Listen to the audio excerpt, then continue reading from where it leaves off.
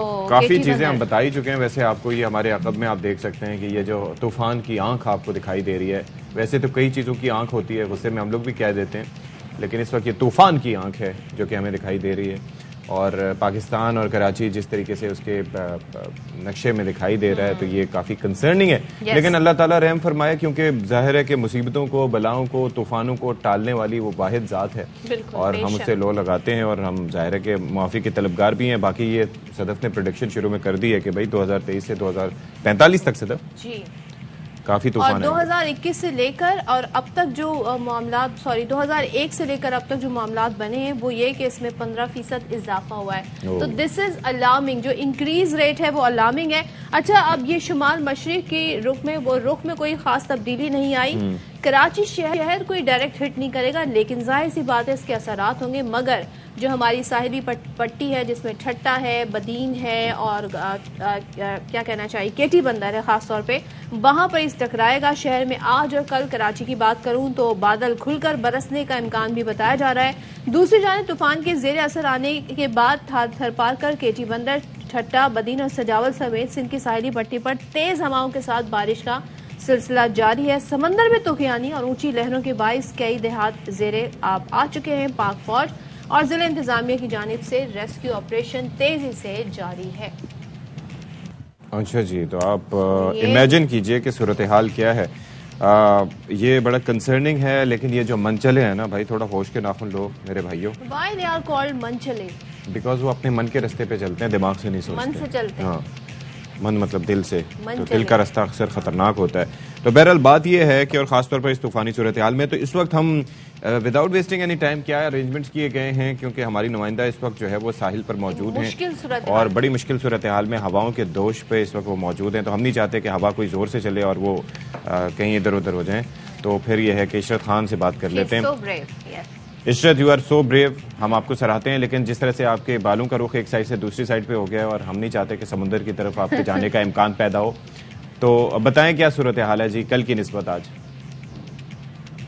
बिल्कुल इशफाक, सबसे पहले तो मैं एक चीज़ वाज़ेह कर दूं। जो कल बात चली कि जो महकमा मौसमियात से आज सरदार सरफराज से अभी सुबह मेरी बात हुई है, तो उन्होंने जो मज़ीद तूफ़ान के हवाले से अपडेट है देने से बिल्कुल इनकार कर दिया। उनका यही कहना है कि नेशनल डिज़ास्टर मैनेजमेंट अथॉरिटी ये देगी। हमें मना किया गया है कि किसी भी किस्म की एडवाइजरी नहीं जारी करें, किसी भी किस्म की अपडेट बिल्कुल भी नहीं देंगे।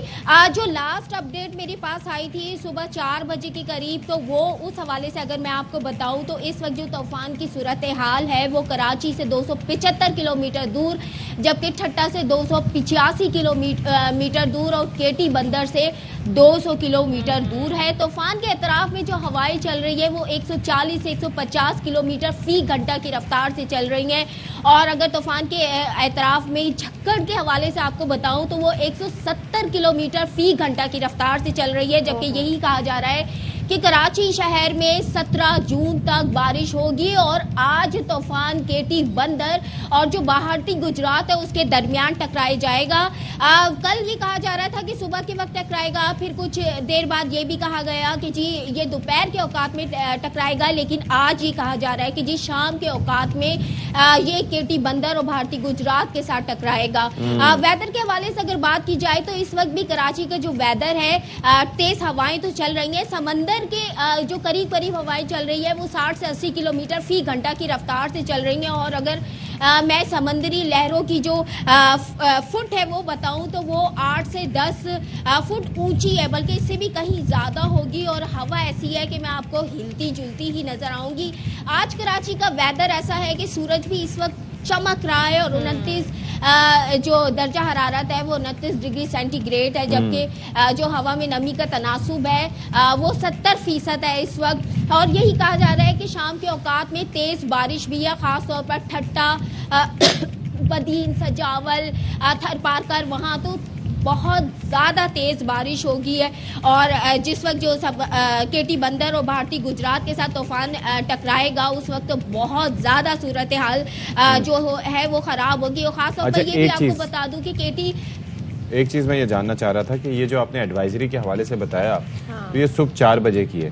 अब जाहिर है कि सुबह 4 बजे से अभी 9:15 बजे का वक्त हो गया है, तो वो तूफान सिस्तानी के लिए रुका तो नहीं होगा, वो कंटिन्यूसली ऑन मूव होगा। एक तो ये, और दूसरा ये है कि ये जो कल हमारी बात हो रही थी, वो साइक्लोन वार्निंग सेंटर कोई नया तश्कील दिया गया है या बल्कि वो एक अरसे से एक्टिव है? जी जी जी जी बिल्कुल यही कहा गया है, लेकिन मैं मुसलसल फ़ोन कर रही थी उन्हें, लेकिन फ़ोन पिक नहीं किया। फिर मैंने सरदार सरफराज साहब को 2 दफ़ा उन्हें फ़ोन किया, तो उन्होंने दोनों दफ़ा मुझे यही कहा कि शायद मैं मुसलसल उनसे कांटेक्ट कर रहा हूं, लेकिन मेरा कांटेक्ट नहीं हो पा रहा। जैसे ही अगर वो मुझे गो हैड देते हैं तो मैं आपको ज़रूर अपडेट बताऊंगा, और जब तक मुझे गो हैड नहीं मिलेगा तो मैं आपको अपडेट नहीं बता सकता।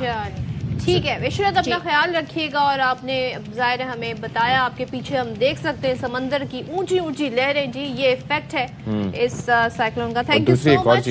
और ज़रा सा मैं कुछ कल रिसर्च कर रही थी केटी बंदर के हवाले से, तो बड़ी इंटरेस्टिंग इंफॉर्मेशन मेरे सामने आई। जी माजी में केटी बंदर को काफ़ी अहमियत हासिल थी, और ये पोर्ट सिटी कहलाता था। 19वीं सदी के अवाखिर में यहाँ पर दीगर अशिया कराची, गुजरात और दीगर इलाकों को यहाँ से मुंतकिल की जाती थी। और केटी बंदर की जो बंदरगाह है, मोहम्मद बिन कासिम की फौज के इराक से पहुंचने वाले मकाम दीबल की बंदरगाह की बाकियात पर ये तामीर की गई थी।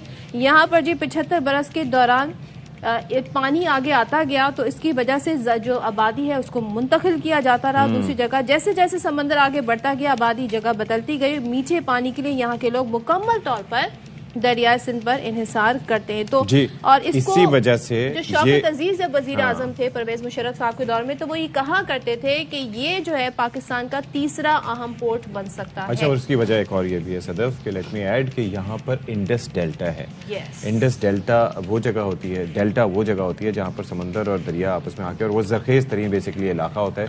इसीलिए यहाँ पर इस तूफान या इस तरह के कई तूफानों के असरात से निमटने के लिए वहाँ पर एक्सटेंसिवली अभी काम किया जा रहा है। मैंग्रोव्स की काश्त का, मैंग्रोव्स लगाए जा रहे हैं ताकि मौसमी असरात से, क्योंकि तूफान जब आता है तो आप ज़मीन का एक खित्ता आपके हाथ से निकल जाता है, ज़मीन दरिया बुर्द या समंदर बुर्द हो जाती है, तो ऐसे उससे निकलने के लिए काफ़ी मैनेजमेंट की ज़रूरत होती है।